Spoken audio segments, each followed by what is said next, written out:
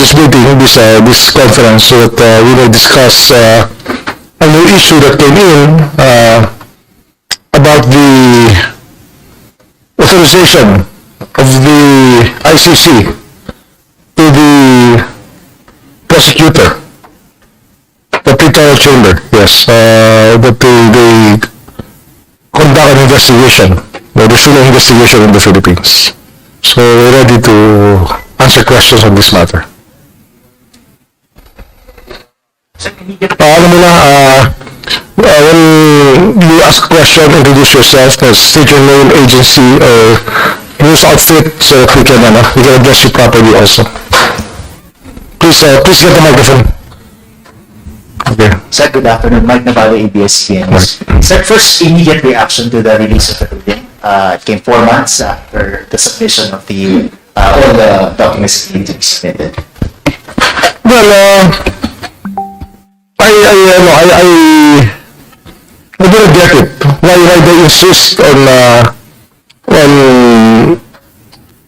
entering the Philippines in spite of the fact that we are no longer members, and that the principle here, if ever we are members, is the issue of complementarity. And complementarity means that there's no overlapping jurisdiction. It's either us or them. And do they want to boot out our country, our leaders from this country, and take over our legal system?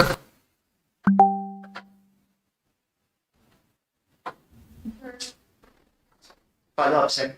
Sir, a recurring theme in the ruling of the ICC pre-trial chamber is the lack supposedly of information with respect to certain cases. For instance, there were specifically on the National Prosecuting Service, the NBI, which is conducting criminal probes.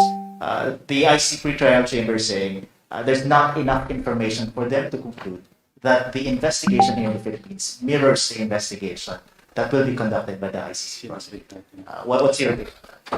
Well, they're insulting us. We have to. There are many limitations as to many of the things that we do in the country right now.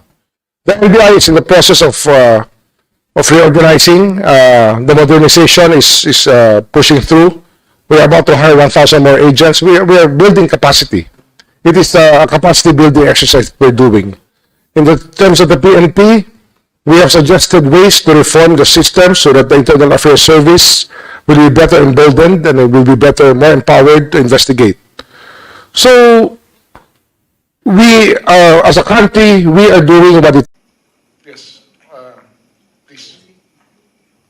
Sir, good afternoon. Celerina Monte from NHK. So, sir, what will be the next action that the Philippine government will be taking after this pronouncement by the ICC? And have you informed the President about it, and what's his reaction? I will speak to the Solicitor General about the course of action that we will take as a country here.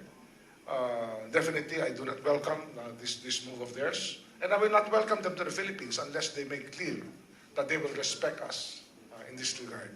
I will not stand for any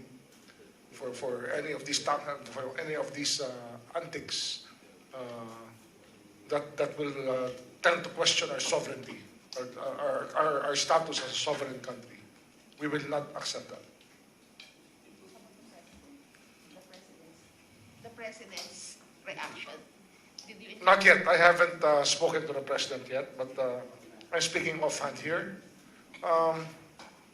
In February, we will be having a visitor, a special rapporteur, in the person of Dr. Tidbal Bins, special rapporteur on the EJ case. We are dialoguing with everybody necessary. We are building capacity, as I was saying, because we need capacity to be able to undertake many of the work that has to be done in the country. Why the EJK special rapporteur? Because our capability in the forensic field and pathology is very much limited already, and our doctors are not anymore empowered. They're not competent enough. We only have 2 licensed forensic pathologists in the country right now, so we have to build capacity. That's what we mean by building capacity. And in fact, it's the first time that we even invited a special rapporteur to come over because we're making a clean breast of our problems. That's why the timing of the ICC is very wrong right now, because we are doing what it takes to change the situation and to build capacity in the country to be able to address all of these problems that came up before. And remember, they're talking about problems that cropped up 12 years ago, when we weren't even in this office yet. And they expect us within 7 months to answer every question they have. Is that reasonable? I think you yourselves can answer that. It is not a reasonable, it's not even a request, it's an imposition that they want to do to a sovereign country. That we will not stand for that. Hi, Sec. Good afternoon po. Sir Andrew po from CNN Philippines. Sir, part of the investigation stage is issuing summons and arrest warrants. If and when personalities have been identified by the ICC, is the Philippine government or are our authorities willing to cooperate? Will have no compulsory process in the country. They will not even be empowered to issue subpoenas in the country. They have not even coordinated with us about it. So if they want to come in as a hostile government, as a hostile force, to come in. But they cannot do that to us. Good afternoon, sir. I'm Nancy Carvalho, Politico. Sir, the President has been, sorry, tayo na lang. Lamig kasi. The President has been going abroad, selling the country as a, parang getting again the goodwill of the international community. And now this happened, the ICC thing. Don't you think this will not affect what is the President trying to do? Na baka, sir, as you said, it's an insult, and if they can come in hostile, ganyan, and parang you are saying, am I correct na we are not, the government right now, the current administration is not will not yield to the ICC investigation. And this is now a different administration. And may I again go back to my context. Nagbinibenta ng Presidente yung Pilipinas as some in the international... Sovereignty is not for sale. No, sorry. Sovereignty is not for sale. Okay. So, no, what I mean... That's what I mean. Sovereignty is not for sale. So, how will it affect the program of the government that introducing again the country? I think that the world knows that we are a functioning country with a functioning judicial system. This is an irritant that just came in. What we call an irritant. Oh. Thank you.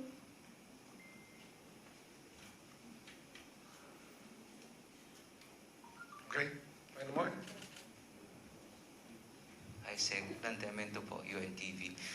In the ICC ruling, they said that they are still welcome to accept materials that the Philippines you're going to submit to the ICC. Are you still open to do that? We should open a dialogue again with them, but we will not accept impositions on our country. We're willing to open dialogue with them. We're not closing the doors to dialogue, but they cannot come in here and impose themselves upon us. That is a no-no. We know that. I don't think any government will accept that from the ICC, which is supposed to function on the principle of complementarity. And they cannot overrule us in our own country, and they cannot come in here with asserting jurisdiction when we have jurisdiction. We do not. Complementary means that you do not cross each other's jurisdiction.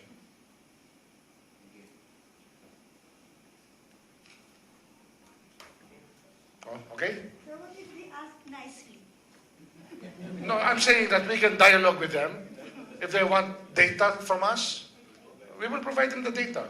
And we will provide them with the course of action we're taking. That's okay with us. But to impose themselves on us, that's totally unacceptable. Sec, pahabol lang, sir. Sir, mention din po sa report na mababa lang daw yung number of cases na na-review ng DOJ panel and low-ranking police officers lang daw yung involved. Paano daw yung mga high-ranking officials? What can you say about that? Alam mo, as we always say, we have to follow the evidence. It is really the evidence that we have to follow. it is the testimonies of people. It is the documentary and testimonial evidence that we can get, where we can base any case that we will file. So it's not a very, very easy process to gather evidence. Sometimes it takes years to be able to gather evidence. It takes a lot of patience to be on the job, running after facts that will come in probably a few months, a few years after, sometimes decades. But we do not forget these things that happen. It is part of our legal history, and we will not forget it. We're not forgetting our responsibilities under the law and to the world community. We are not here to forget about our responsibility. That's why, as I said earlier, we are building capacity. We are building capacity to be able to investigate this further. We want to hire more NBI agents. We want to train our forensic investigators to have the full capacity to act on all of these scientific matters. So it's a country that is trying its best to cope with the demands of the times. And if these cases are 12 years old, then we will not forget them. We will continue to seek the truth about these cases. But we will need witnesses. We will need evidence. We cannot throw wild accusations against people. Everything has to be in accordance with legal tradition and legal principles. Okay. Good afternoon, sir. My name is Kate from TV Asahi Japanese Media. I would like to ask you about the reporting news in Japan related to a mastermind called Luffy in Biksan Immigration Detention Center. Do you have any information about that, sir? I will have to discuss with the Japanese embassy on this matter. We haven't made contact yet. When the issue started coming over to my office, they haven't contacted me yet, and I think it's not proper for me to discuss it yet until the embassy comes in with any request or any special data that I may need, information I may need about the person that they seek. So far, do you have any request from the Japan government or police? Actually, what the situation here is that Japan is the requesting party. When a case like this happens, it is Japan that will request us. And we are waiting for that request to push through first. But what we can say is that our Bureau of Immigration is holding many aliens right now who are liable for many crimes that they have committed here in the Philippines and sometimes even abroad. And we act on the requests of foreign governments when this happens. So far, have you tried to internally identify who is the one called Luffy inside the... Yes, we're trying to do that, but I cannot discuss that any further. Okay. Thank you. Thank you so much. Sec follow-up. One of the aspects of the ruling of the ICC pretrial chamber is that although there are investigations on specific cases, there doesn't seem to be investigation if there is a widespread or a pattern of these killings. How do you intend to address this? Should you appeal the ruling? How do you intend to address If they want us to investigate the pattern, then they should show us the pattern so that we can pick up from what their theory is. But they cannot subsume upon, they cannot assume jurisdiction in this country without allowing them to do that. And we are not allowing them to take jurisdiction in the country. And first and foremost, we are no longer members of the ICC. That's a complication that is part of the problem right now. So do we have any plans like, on the table or just discussion to go back to ICC? No discussion. No discussion about that. None. Because in the ASEAN, I think that we just realized that there are no other signatories to the ICC in the ASEAN. So no benefit from Let's face it. Where has the ICC been in the world? It has been through countries which have no governments, no functioning governments, no functioning legal system, no functioning dominant military force, places with utter chaos. That's where the ICC goes, or where they're supposed to go. But when they come in here trying to assert jurisdiction in a country that is it's not even a member of the ICC, it really begs the question. It behooves us to think on who do they think they are in a country which is sovereign and free from, I mean, as free a country as any country in the world. Will they come in and say that we're not a functioning country?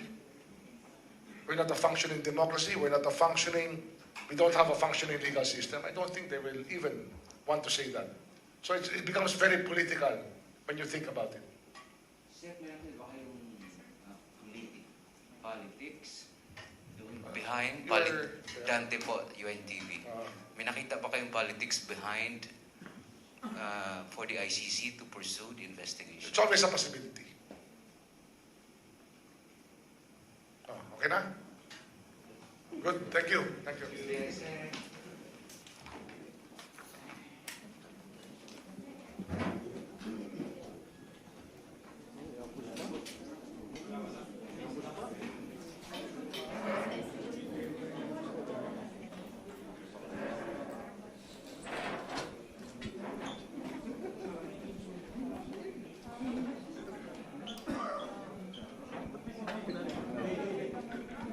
Wala mag-ano lang yan. Tatanong yung sa kanina niya.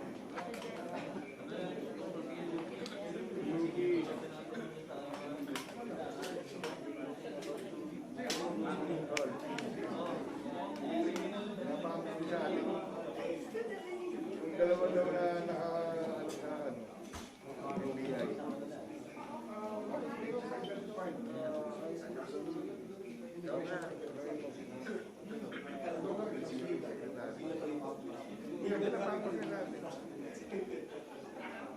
Dito reaction niya regarding to sa